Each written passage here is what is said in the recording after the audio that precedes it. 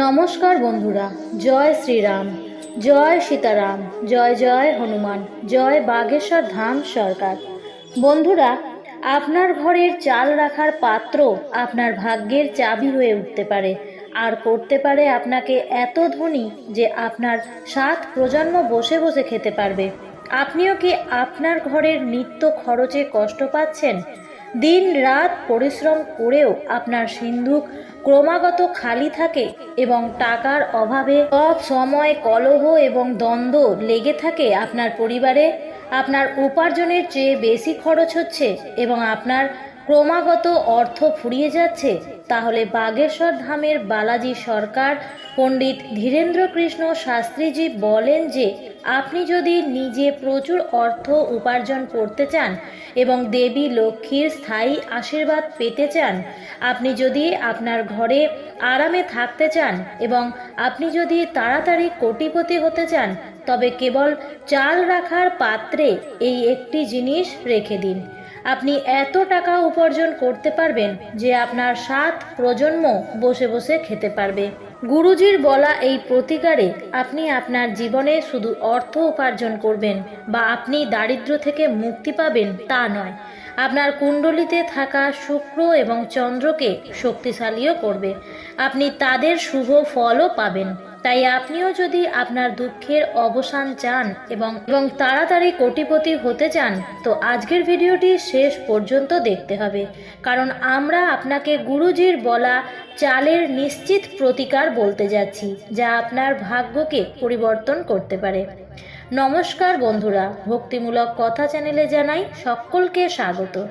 বন্ধুরা, মূল ভিডিওতে এগিয়ে যাওয়ার আগে ভিডিওটি ভালো লাগলে অবশ্যই একটি লাইক করবেন এবং শ্রী বাগেশ্বর বালাজির আশীর্বাদ পেতে কমেন্টে লিখবেন জয় জয় হনুমান, জয় বাগেশ্বর ধাম সরকার। চলুন বন্ধুরা, এবার মূল ভিডিওতে যাওয়া যাক। যখনই হিন্দু ধর্মের কথা আসে তখনই অক্ষত চালকে বিশেষ গুরুত্ব দেওয়া হয়। আপনি যদি অক্ষত সম্পর্কে না জানেন তাহলে জানিয়ে রাখি, অখণ্ড অর্থাৎ আস্ত যে চাল ভাঙে না সেগুলিকে অক্ষত হিসেবে বিবেচনা করা হয় এবং হিন্দু ধর্মের প্রতিটি পূজা পাঠের সময় এই অক্ষত চাল ব্যবহার করা হয়। শাস্ত্র বলে অক্ষত হলো মা লক্ষ্মীর প্রতীক এবং এর মধ্যে সর্বদা ইতিবাচক শক্তি প্রবাহিত থাকে এবং অক্ষতকে শুক্র এবং চাঁদের কারক হিসেবেও বিবেচনা করা হয়। তাই এই প্রসঙ্গে বাগেশ্বর ধাম সরকার পণ্ডিত ধীরেন্দ্র কৃষ্ণ শাস্ত্রীজি বলেছেন, ভারতীয় রান্নায় ভাতের একটি বিশেষ গুরুত্ব রয়েছে এবং ভারতে এমন রান্নাঘর কমই আছে যেখানে চাল নেই। যে নারীদের রান্নাঘরে এক পাত্র চাল থাকে, তিনি এই চালের পাত্রের সাহায্যেই তার বাড়িতে অনেক চমৎকারী উপায় করতে পারেন। গুরুজির মতে মহিলাদের কখনোই তাদের ঘরের চালের ভাণ্ডারকে খালি হতে দেওয়া উচিত নয়। সব সময় পাত্রে চাল শেষ করার আগে বাজার থেকে এনে চাল দিয়ে ভরে দিন। এতে করে আপনার বাড়ির সিন্ধুক সর্বদাই টাকায় পূর্ণ থাকে এবং আপনার বাড়ির ভাণ্ডার সর্বদা শস্যে ভরা থাকে। এর সাথে গুরুজি মহিলাদের চালের বিশেষ প্রতিকারও বলেছিলেন। গুরুজি বলেছেন, আপনি যে কোনো শুভ দিন, পূর্ণিমা বা সংক্রান্তির দিনে 1 বাটি চাল নিয়ে হলুদ মিশিয়ে হলদে করে দিন। এখন আপনি চাইলে একটি রূপোর বাটিতেও রাখতে পারেন, আর যদি আপনার কাছে রূপোর বাটি না থাকে তাহলে আপনি এই চাল লোহা ছাড়া অন্য যে কোনো ধাতব বাটিতে রাখুন এবং তার মধ্যে একটি হলুদ, একটি গোটা সুপারি এবং একটি কয়েন রেখে এই বাটিটি দেবী লক্ষ্মীর সামনে রাখুন। এরপর দেবী লক্ষ্মীর পূজা করুন এবং অন্ততপক্ষে 108 বার ওম মহালক্ষ্মী নমঃ এই মন্ত্রটি জপ করুন। এরপর আপনি এই বাটির চাল আপনার বাড়ির চালের পাত্রে হলুদ, সুপারি এবং কয়েন সহ মিশিয়ে দিন।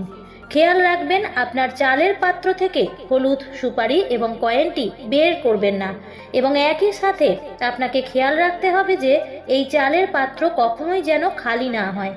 এই পাত্রে চাল ফুরিয়ে যাবার আগেই বাজার থেকে আরও চাল নিয়ে এসে এটি পূরণ করে রাখুন এবং যখনই রান্নাঘরে ভাত রান্না করবেন এই চাল থেকে বের করেই ভাত তৈরি করুন। এটি করলে আপনার পরিবারের সদস্যদের শরীর ও মন ভালো থাকবে এবং একই সঙ্গে আপনার সিন্ধুকে অর্থের আর কোনো অভাব হবে না। এরই সাথে গুরুজি নারীদের জন্য টাকা পাওয়ার আরও অনেক উপায়ও বলেছিলেন।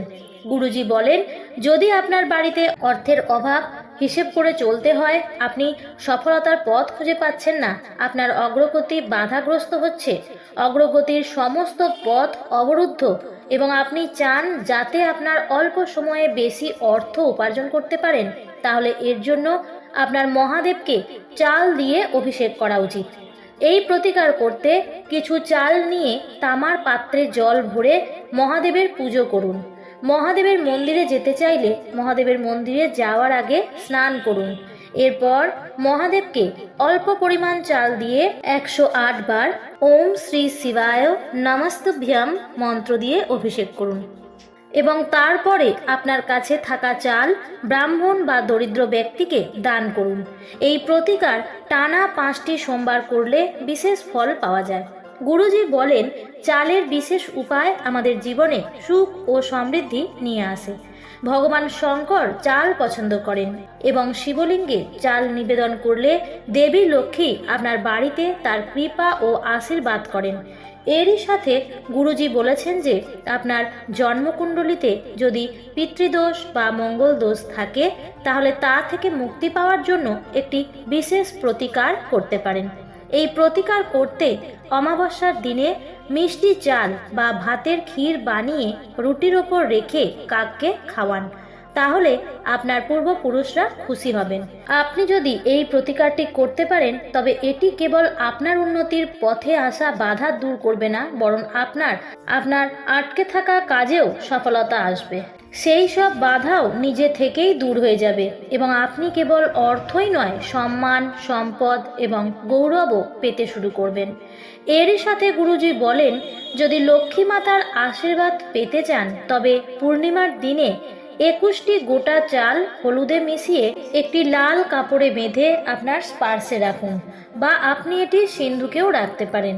এতে করে আপনার ঘরে টাকা আসতে শুরু করবে এবং আপনি ধনী হতে থাকবেন। তো বন্ধুরা, এই ছিল গুরুজির বলা চাল সংক্রান্ত প্রতিকার, যে প্রতিকারে আপনি আপনার রাশিতে অর্থ লাভের যোগ তৈরি করতে পারেন এবং আপনি ধনী হতে পারেন। আশা করছি যে জিনিসগুলি গুরুজি বলেছেন আপনার অবশ্যই ভালো লেগেছে। ভিডিওটি ভালো লাগলে অবশ্যই এই চ্যানেলটিকে সাবস্ক্রাইব করুন এবং ভিডিওটিতে লাইক করে আপনজনদের মধ্যে শেয়ার করে দিন। আজকের ভিডিওটি কেমন লাগলো অবশ্যই কমেন্ট করে জানাবেন এবং চ্যানেলে নতুন হয়ে থাকলে চ্যানেলটিকে সাবস্ক্রাইব করে আমার পাশে থাকবেন। দেখা হবে পরবর্তী নতুন আরেকটি ভিডিওতে। ধন্যবাদ।